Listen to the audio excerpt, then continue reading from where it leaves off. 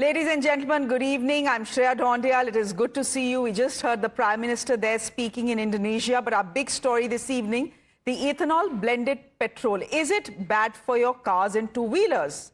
Now, this is a question consumers across India are asking as social media sees a deluge of videos of motorists and mechanics claiming many things.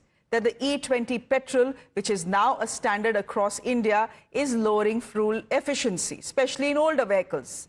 That the 20% ethanol in our petrol is corroding rubber and plastic fuel components in our cars because it absorbs moisture more readily than petrol.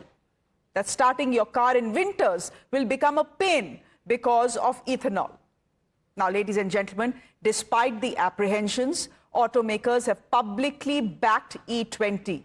From Toyota to Maruti to Hero, all are denying problems with E20. For example, Maruti and Hero have pulled out their servicing record and put that as evidence of the fact that there has been no E20 related corrosion or abnormal wear or reduced component life. So that is the evidence they are presenting in favor of E20. But concerns over ethanol have only grown after talks that the government is now pushing ahead with E25, which means 25% ethanol in our petrol. What is fueling this fear is the fact that the government has exempted petrol containing 22 to 30% ethanol from central excise duty, placing it on a tax footing that is similar to E20. Now, the government has also proposed amendments to the central motor vehicles rules to formally recognize E85 and E100 fuels. Now, faced with an online and opposition backlash, the government seems to have backtracked on E25. Today, government sources called news of introducing E25 petrol fake news and said it still is under testing. In fact, government sources went a step further and said that all the online content on ethanol blending was actually part of an international conspiracy to derail India's attempt at securing its energy needs. Sources said, and I quote, "The panic seems to be part of a global conspiracy." Earlier, dismissing concerns around E20, Hardeep Puri, the petroleum minister, had said, it has now been used across India for 2 years without any problems. He had something to say on mileage as well, which is another concern that is being raised. Listen in.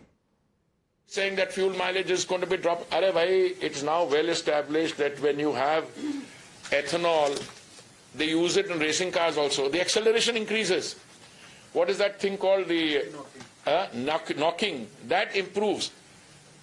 Mileage, yes, it may drop a little, but it may drop a little. Mileage can drop a little because of various things. Now, ladies and gentlemen, the West Asia war has taught us why India needs to reduce its energy dependence on other countries. A war can break out and completely burn you. Then there is cost. India's crude bill is a massive $180 billion a year. Blending ethanol produced in India means you actually lower your crude bill. Now, the BJP says it is this fuel strategy that foreign lobbies are trying to dismantle. The opposition has its own take. The Congress says India's ethanol policy is to benefit the family of one minister. The Aam Aadmi Party says the government must give consumers a choice whether they want E10, E0, E20 or E25. Listen in. It was to benefit one senior minister. It is no longer an experiment. This is being done on a commercial scale. And it's being done at the behest, at the instance and the benefit of one senior union minister. मेरी हाथ जोड़ के विनती है मोदी जी से, जिद मत करो, मान जाओ। एक ही चीज मांग रही है जनता की, ऑप्शन दे दो। आप E20 रखो, लेकिन जब आदमी पेट्रोल पंप पे जाए तो उसको E0 भी मिलना चाहिए, E10 भी मिलना चाहिए, E20 भी मिलना चाहिए। अलग-अलग दाम रख दो। Ethanol blended petrol is in the interest of the Indian middle class. It is in the interest of the Indian farmers. It is in the interest of India's strategic autonomy. It will reduce India's import bill by 1,90,000 crore. In the last 3 years, every year more than 20 crore two-wheelers and more than 20 lakh four-wheelers are already running on ethanol-blended petrol. The truth of the matter is that ethanol-blended petrol has increased the per ton price that the maize farmer gets from 1,200 rupees to 2,400 rupees. Do not get into the fake news of the Congress ecosystem and some individuals. The only truth on ethanol-blended petrol is it's in the interest of Indian middle class, it's in the interest of environment, it's in the interest of reducing India's farm import bill, and it is in the interest of Indian farmers. Okay, ladies and gentlemen, the government of India now making it official. Union Petroleum Minister Hardeep Puri is saying that E25 will not be pushed in India immediately. He is calling it a massive misinterpretation. Let's listen in. No, but that's, I tell you that is misreporting, misrepresentation, and I don't want to use stronger words. Manav Sinha is editor Times Drive. He's joining us on the broadcast. Brijesh Kalappa, spokesperson of the Congress Party. And Subrata Sen-Gupta is partner at Avalon Consulting, representing the auto industry on this show.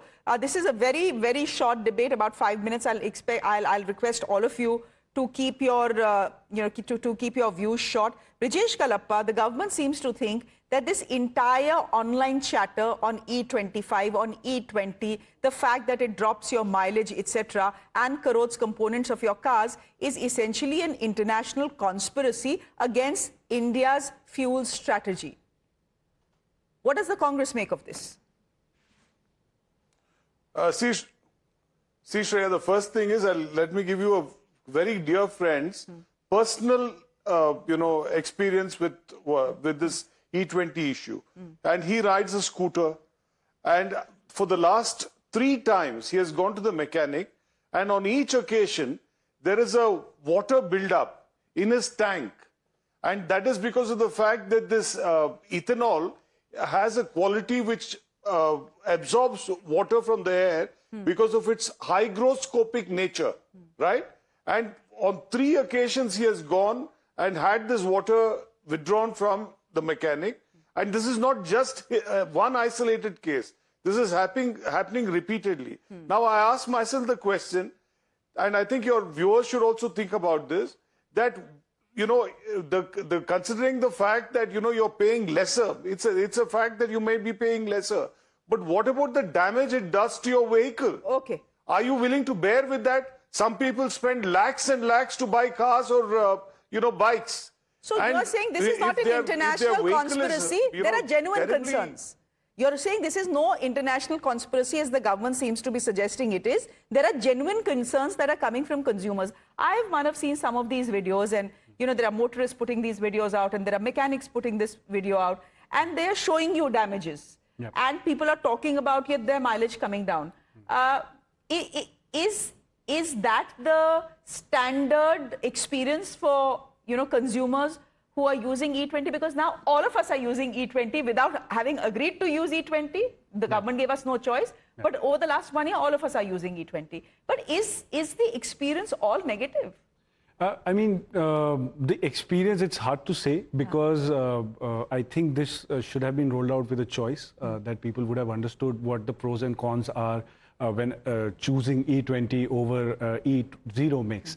But today, when people are complaining to social media, saying that my fuel lines are not working properly, my fuel pumps have conked off, at that point, I think calling it an international conspiracy seems a little bit of a stretch, because what does an individual have to gain by sharing their experience?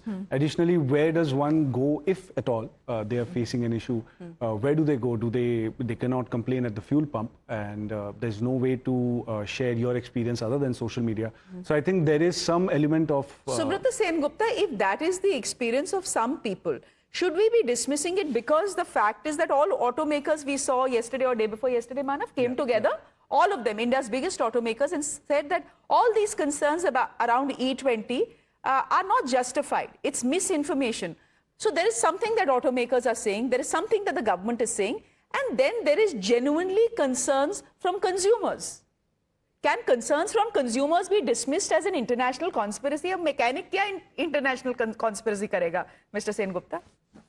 So no, I agree. See, the thing is that if there is a perception that something is not working, then there is always a tendency to exaggerate. But there are issues, right? So we can't ignore the fact that there are issues. And I completely agree that this should be a choice. And people are talking about more ethanol than E20, and that should always come with a trade-off. So currently, a major gripe is also the reduced fuel efficiency, and the excise benefit that has been given is actually not making economic sense with respect to the reduction in mileage. So, one way of doing this is you make the proposition attractive. At the same time, there are actually changes in the car that is needed to manage flex fuel vehicles. That needs to be rolled out. I mean, currently, you have Wagon-R Flex, the only vehicle which can handle flex fuel today, commercially available. So let more vehicles come in, then you can increase. It doesn't need to be hastened like this. Okay, but I think then all of you seem to be suggesting that this international conspiracy wala jo angle that has been fed to us via government sources is a bit of a stretch. It's sensational, it makes for great headlines, but that may not be actually what is playing out on the ground. All right, we'll leave it there. There should have been a longer conversation, but the Prime Minister was speaking in Indonesia. And, I was taught in journalism school that whatever the Prime Minister says is important to, hear him out. That's what we did. Thank you. Thank you, Manav, for joining us. Thank you, Mr. Kalappa, for joining us for this very quick debate. And Mr. Sengupta, thank you very much for your time as well. I hope we can have a longer conversation on this sometime. Ladies and gentlemen, with that, it's a wrap from me. Thank you very much. Good night. Pranesh joining you at the top of 8.